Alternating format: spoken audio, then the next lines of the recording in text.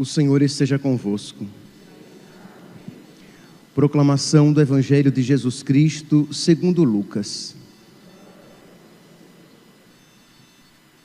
Já era mais ou menos meio-dia e uma escuridão cobriu toda a terra até às 3 horas da tarde, pois o sol parou de brilhar.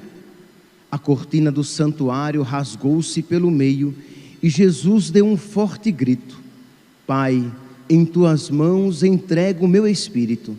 Dizendo isso, expirou. Havia um homem bom e justo, chamado José, membro do conselho. José foi ter com Pilatos e pediu o corpo de Jesus. Desceu o corpo da cruz, enrolou-o num lençol e o colocou num túmulo escavado na rocha, onde ninguém ainda tinha sido sepultado. Palavra da salvação.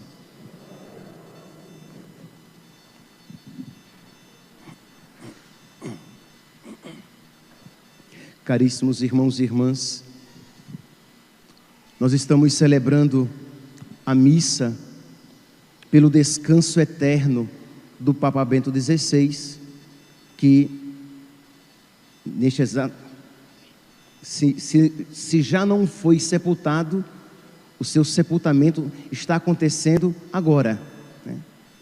Então, está sendo sepultado o nosso querido Papa, e nós queremos por ele rezar pelo seu descanso eterno e fazer então dessa uma ocasião para uma reflexão sobre a morte. Santo Afonso de Ligório, naquele livro As Glórias de Maria, ele diz que 3 motivos tornam amarga a morte. 3 motivos fazem com que nós temamos a morte. O primeiro, por ele citado, é o apego às coisas da terra. Então a pessoa não quer deixar a terra, este mundo, porque de alguma maneira está ele apegado às coisas ou pessoas aqui na terra. O segundo motivo é o remorso pelos pecados. Você reconhece os seus pecados. Isso faz com que você tema o juízo. O terceiro é a incerteza da salvação. Se você então duvida de que você encontrará misericórdia em Deus, ou de que os seus pecados, ou que você não se arrependeu dos seus pecados, ou que você está morrendo em pecado grave, em pecado mortal, então isso faz com que você tema o juízo, você esteja incerto da sua salvação. Pois bem, essas realidades, elas estão presentes em muitas pessoas, em maior ou menor grau. Não é que todos que morrem têm esses sentimentos, mas em muitas pessoas, em maior ou menor grau, isso está presente. Pois bem, quando o Papa Bento XVI tinha 88 anos, ele morreu agora com 95. Então, quando ele tinha 88 anos, ele concedeu uma entrevista a Peter Sivald e que lhe fez essa pergunta: se ele temia a morte, que afinal de contas ele tinha 88 anos, então não é que a morte estava tão distante. E é interessante, meus santos, a resposta humilde deste velho Papa.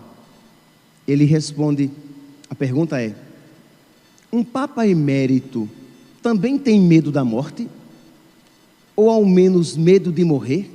Perguntou. E ele diz, em certo sentido, sim. Isto é, veja aqui a simplicidade dele em responder, em não mascarar os seus sentimentos, em não querer, movido pela vaidade, dar uma resposta de prontuário, mas diz, em certo sentido, sim. Em primeiro lugar, o temor de ser um fardo para as pessoas por um longo período de invalidez. Eu ficaria muito triste com essa situação. Também meu pai sempre teve medo, mas disso ele foi poupado.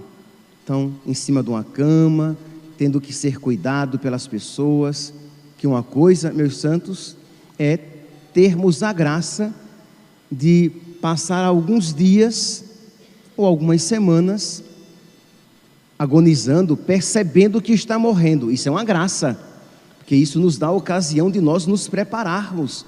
Livre-nos, Deus, de uma morte súbita, porque nem todos estamos preparados para subitamente morrer. Que ninguém peça: eu queria morrer dormindo, vou dormir e acordo morto. Não se pede isso. Pede-se a Deus a graça de uma morte santa. Tudo bem, se você estiver preparado, glória a Deus. Se não, é bom saber que está morrendo para melhor se preparar. Então, uma coisa é você agonizar por alguns dias ou algumas semanas. Outra coisa é você passar anos em cima de uma cama, sofrendo, dando trabalho. Disso, ele tinha medo.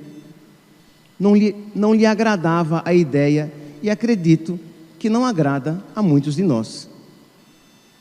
O segundo motivo que o fazia responder, que de alguma maneira, sim, ele tinha medo de morrer, ele diz: em segundo lugar, apesar de toda a confiança que eu tenho na misericórdia de Deus, em que o amado Deus não pode me abandonar, quanto mais perto se aproxima a hora de contemplar a sua face, mais forte percebemos quanto erramos.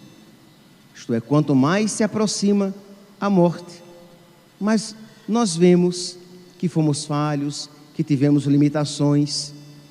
E ele diz: por isso existe a pressão da culpa, embora a confiança fundamental na misericórdia de Deus continue. Então percebe aqui, meus santos, esta tensão. De um lado, o reconhecimento de que, de alguma maneira, a recordação da morte traz essas realidades. Por isso, meus santos, nós hoje iremos rezar pelo nosso Papa. Existe um costume que começou a existir, um costume muito triste de a pessoa morre, nós já imediatamente a colocamos no céu. Já está no céu, junto de Deus. Que essa seja a nossa esperança, tudo bem, mas que isso faça com que nós não rezemos mais pela pessoa, seria um dano, seria um mal. Então hoje, desde o dia do seu falecimento, hoje de uma maneira especial, e sempre que tivermos ocasião, nós iremos rezar, verdadeiramente rezar pelo nosso Pai, porque um Papa é sempre um pai na fé, alguém que nos gerou para Deus, alguém que nos fez crescer na fé, e sem sombra de dúvidas o Papa Bento XVI, o Papa Emérito Bento XVI, representa tudo isso de uma maneira grandiosa. Então iremos rezar por ele. Aqueles que ainda não alcançaram a indulgência plenária por ocasião da oração do Te Deum, no último dia do ano que nós rezamos, ainda há tempo de por ele oferecer pelo seu descanso eterno, e desse modo nos unirmos a todos os nossos irmãos cristãos católicos que rezam pelo descanso eterno do nosso queridíssimo Papa Emérito Bento XVI.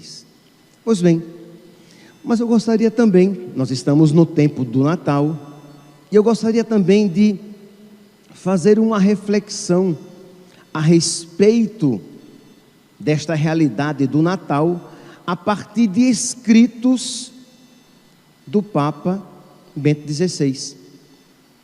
Escritos estes, por causa dos quais ele foi perseguido. Por quê? Porque ele tinha uma fé clara. E hoje em dia, virou crime ter uma fé clara.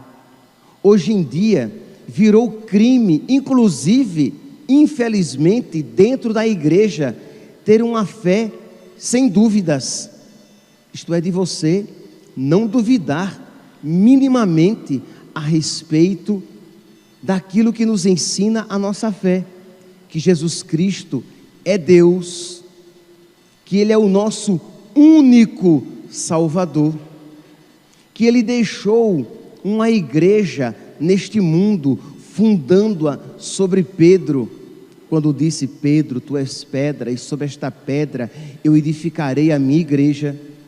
A certeza a respeito dos sacramentos, sinais sensíveis, salvíficos, instituídos por Cristo e deixados na sua igreja.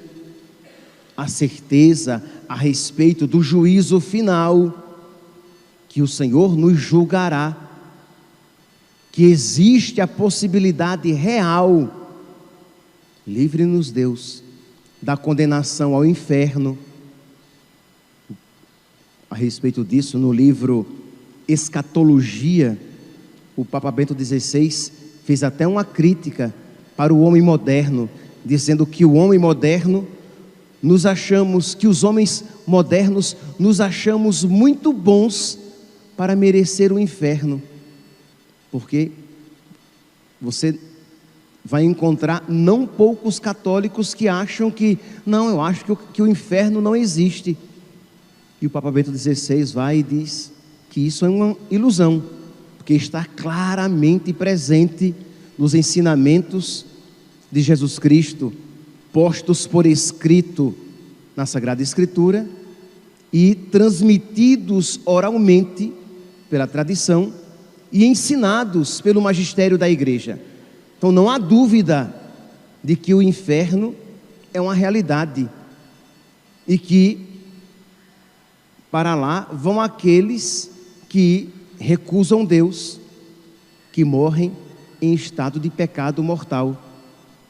Não há dúvidas que o Senhor nos preparou uma morada, que a casa do Pai tem muitas moradas, que existe o céu, que existe um céu maravilhoso preparado para nós, e tantos outros pontos que são doutrina católica e que o Papa Bento XVI sempre isso ensinou, e que por causa disso, por causa da clareza com que ele ensinava, clareza, caridade e firmeza com que ele ensinava, ele era perseguido pelos de fora e pelos de dentro da igreja.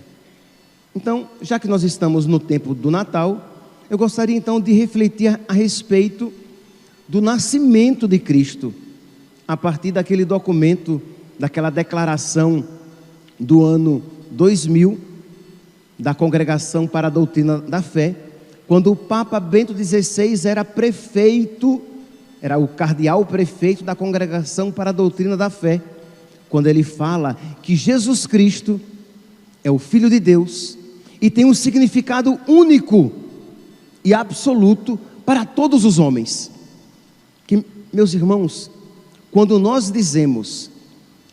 aceitamos a ideia de que placa de igreja não salva ninguém, que religião não salva ninguém, que o que importa é ter Deus no coração, então tanto faz ser espírita, ser budista, ser católico ou ser protestante, mas o que importa é ter Deus no coração. Nós estamos nos esquecendo ou estamos negando esta realidade. Deus se fez homem. Se é verdade aquilo que nós podemos contemplar no presépio ou aqui, se esta imagem representa uma verdade, isto é, que Deus, a segunda pessoa da Santíssima Trindade, se fez homem, é verdade que a Igreja Católica, que os cristãos temos algo que nenhuma outra religião tem.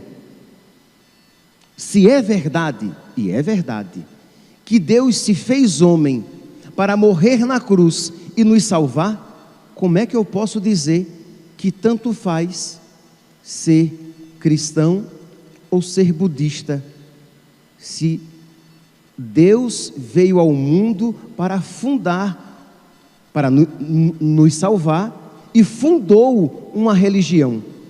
Como é que eu posso dizer que é indiferente, que tanto faz ser cristão como ser espírita, que ensina, por exemplo, a reencarnação, que anula, que torna inócuo, sem efeito, que torna inócua, sem efeito, a ressurreição de Cristo, a sua salvação para nós, o derramamento do seu sangue. Então, o então prefeito da Congregação para a Doutrina da Fé, cardeal Joseph Ratzinger, ele vai afirmar lá no número 15 da declaração Dominus Jesus: neste sentido, pode e se deve dizer que Jesus Cristo tem para o gênero humano e para a sua história um significado e um valor singulares, únicos, só a Ele próprios, exclusivos, universais e absolutos. Eu sei que para uma pessoa de uma outra religião, isso pode parecer pedante, isso pode ser ofensivo, mas é a verdade mais caridosa que nós podemos dizer para tirar aquela pessoa do erro. É por isso então que nós cristãos nos esforçamos para converter o máximo, o maior número de pessoas para Jesus Cristo, para a sua igreja, para a igreja de nosso Senhor Jesus Cristo, porque Ele é o caminho, a verdade e a vida. Ninguém vai ao Pai senão por mim, diz Jesus. Ele carrega o nome no qual há toda a salvação. Só no seu nome nós podemos encontrar a salvação para as nossas almas. Então, meus santos, é uma verdade cheia de caridade nós isso dizermos, mas muitas pessoas, repito, muitas pessoas até de dentro da igreja, não só pessoas de fora da igreja, que não seria de espantar, mas muitas pessoas de dentro da igreja veem Cristo, a religião, apenas como um dado cultural. Então, não existiria uma cultura melhor do que outra. Aqui no Ocidente, as pessoas são culturalmente católicas, culturalmente cristãs. Aqui no Brasil, as pessoas são, por cultura, são cristãs.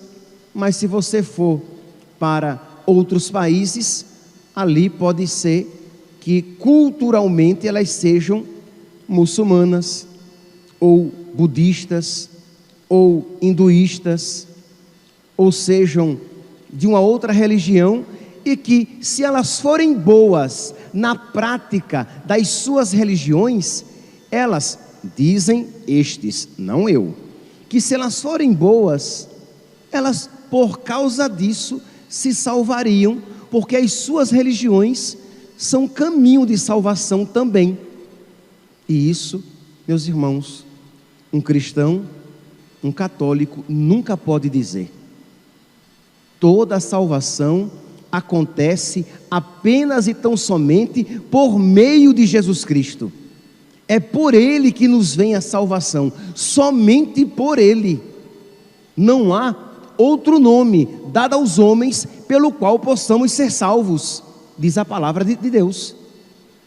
Ou isso é verdade, e esta afirmação que está na moda, mentira, ou esta afirmação que está na moda, que o que importa é você fazer coisas boas, independentemente da religião a que você pertença.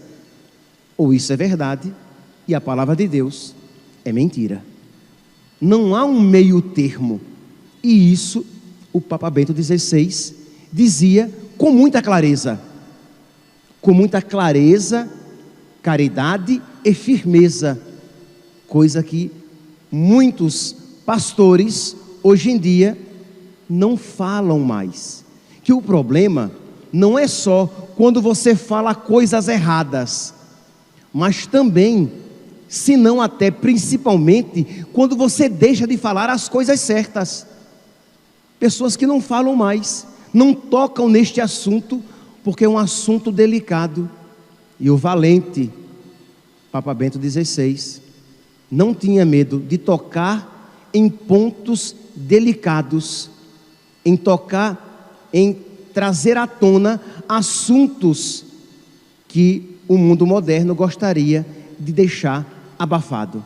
Então ele, já como cardeal, continua: o Senhor Jesus é o fim da história humana, isto é a finalidade da história humana. Tudo foi feito por Ele e para Ele, e sem Ele nada foi feito de tudo que existe. Ninguém tem esta prerrogativa.